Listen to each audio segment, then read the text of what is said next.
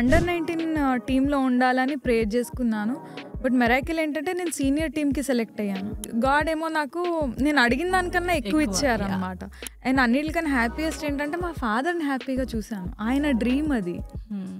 నా డ్రీమ్ తర్వాత అయ్యింది, బట్ ఫస్ట్ అది మా ఫాదర్ డ్రీమ్. మా ఫాదర్ దగ్గర నుంచి నాకు వచ్చింది అది, ఆ జర్నీ వల్ల వచ్చింది. ఎనిమీస్ని చూశాను, ఫ్రెండ్స్ని చూశాను. Friends with in the team అంటే ఆన్ ద ఫీల్డ్ చెప్పట్లేదు, బయట. అండ్ మంచి ఎంతైతే ఉందో చెడు కూడా అంతే ఉంటుంది అంటారు కదా. నేను కూడా చాలా మంది నా అండర్లో కూడా చాలా మంది ఆడారు.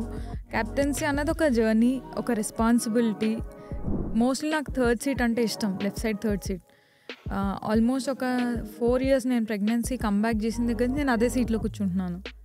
దానికి ముందు 5th seat కానీ 6th కానీ. Any particular reason? I also heard that you were the only woman so far who took the shortest break after conceiving. అంటే just 5 months break తీసుకున్నారంటే కదా మీరు. That's what I've read. Because you were at your peak కదండి, like when you conceived.